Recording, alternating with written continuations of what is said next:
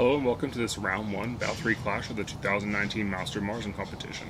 Today's bout sees Belching Beaver of Oceanside, California take on Urban South of New Orleans, Louisiana.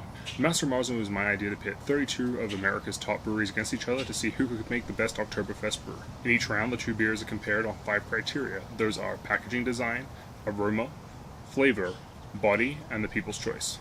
So let's go ahead and get started with criteria number 1, and that is packaging. Starting with the Belching Beaver. So as you can see here, Belching Beaver has sent me a very large crowler of beer. Exciting times. Unfortunately, their 30 seconds to Marzen is not something that they typically can, which makes this a bit of a one-sided competition.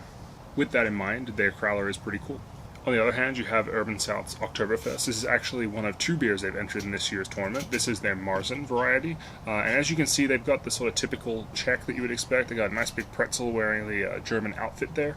So, this one really isn't a big competition for the packaging design, purely because Urban South is the only one in this competition with packaging. So they'll go ahead and take an easy point moving into criteria number 2. Criteria 2 through 4 require me to actually drink the beer, so let's go ahead and get them in glasses. Criteria number 2 is aroma. Let's go ahead and see how they smell, starting with the Belching Beaver. The aroma on the Belching Beaver has the right combination of smells inside of it. It's just not super powerful.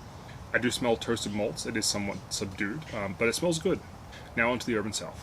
The Urban South has a much more robust aroma overall. It just doesn't have a super strong maltiness to it, whereas the maltiness is more apparent in the Belching Beaver. It's just that the general aroma isn't as powerful. This one's a tough decision, but just based on it sort of meeting the criteria that I would expect, I'm going to go ahead and give point number 2 to Belching Beaver, meaning we are tied at 1 apiece going into flavor. Criteria 3 is always my favorite because I get to taste the flavors. Start with Belching Beaver.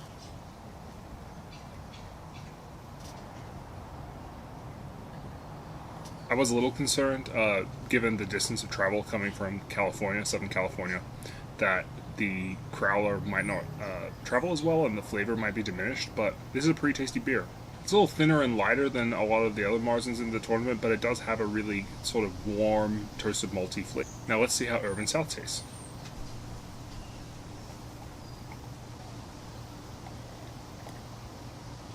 The toasted malts didn't come through on the aroma quite as much, but they're really present in the flavor of the beer, and it's a very powerful and robust flavor profile from start to finish. That rush of toasted malt flavor starts at the front end of the mouthful, follows to the back end, and then even in the aftertaste, 20, 30, 40 seconds later, is just as strong as it was in the middle of drinking it. Both of these are very tasty Marzens and very well done, but I have to give the edge to Urban South. So now as we move into criteria 4, Urban South leads 2-1. Okay, criteria 4 is body, and generally I'm looking for 3 things here: head retention, lacing, and mouthfeel. Now if you reflect earlier on in the video, both of them built a relatively big head. So even though Belching Beaver's head was poured faster, it did go down much faster. The disparity in terms of pour time was much smaller than the disparity in complete head recession. Neither of these beers is lacing tremendously, so really now it comes down to mouthfeel. The mouthfeel in these beers are both really similar. Very crisp, very light, very easy to drink. It's just that Urban South carries a little bit more flavor in it. Couple that with better head retention, you can still see a little bit down there, and I think they take the edge on this one, so they move into the final point ahead 3-1. So the final criteria is the people's choice, and this is where you come in. You, if you follow me on Instagram, at Sargent Suds, can actually vote on every bout of every round throughout the duration of the tournament. The voting does count as 20% of the decision, equal weighting with the other 4 criteria, and the polls run for roughly 24 hours directly before I do the review. So I'm filming this on a Saturday. The poll opened up on a Friday. It did run for 24 hours, as I said. And as you see with the results here on the screen, Belching Beaver actually took 60% of the vote to Urban South's 40. For those of you all playing at home, that was 12 votes to 8. That's one of the smaller casts of total votes so far in the tournament. But it really goes to show, if you do follow me on Instagram and you do take part in these votes, you really could be the difference in terms of which beers progress and which go home. So Belching Beaver get their second point, and while that does close the gap, unfortunately for them, it will not be enough to continue to the next round. Urban South now progresses to the second round, where they will meet the winner of the Klaus versus 8-bit bout. Okay, so that wraps up another bout of round 1, and I think I'm pretty much halfway at this point.